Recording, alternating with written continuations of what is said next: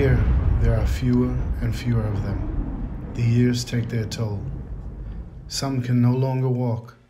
Some have heart problems, but they continue to come to this park in Brooklyn in the memory of the victims of the Holocaust. It's difficult and painful to remember. Many of those who survived were children back then, but the memory is not allowing them to forget the terror they carried through their entire lives. Brooklyn has the largest Jewish population outside of Israel. We consider ourselves the Tel Aviv of America, and many of them are Holocaust survivors. It is imperative that the young people of today know the history and what terrible acts took place that harmed their grandparents and great-grandparents. We want to encourage the future generation to fight for and support the peace movement, to always have a blue sky and shining sun over our heads, for them to never experience that black plague that our generation had to overcome.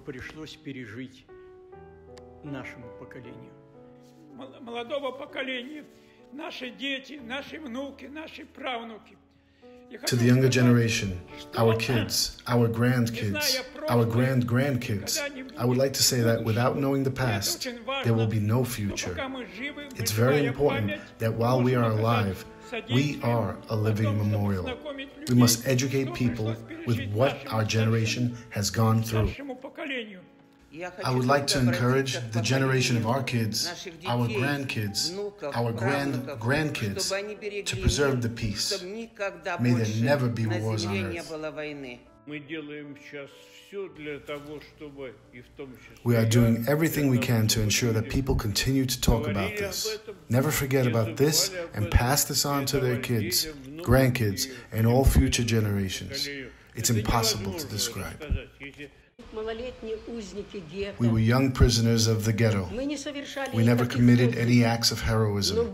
But to survive in such conditions in a ghetto and a concentration camp is heroism by itself. For those of us remaining, I would like to wish us to live to 120 and never get tired of telling our kids and grandkids about what happened.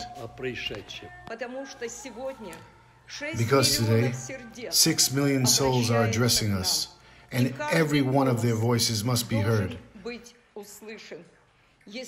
If we forget about the Holocaust, there will be no future.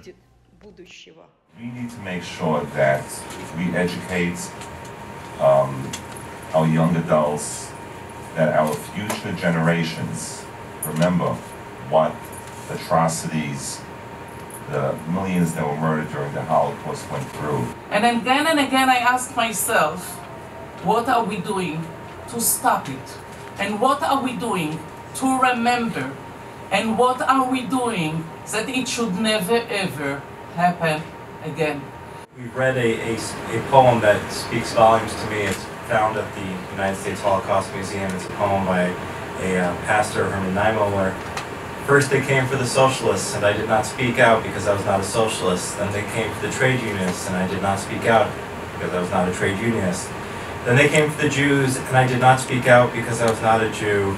Then they came for me, and there was no one left to speak for me.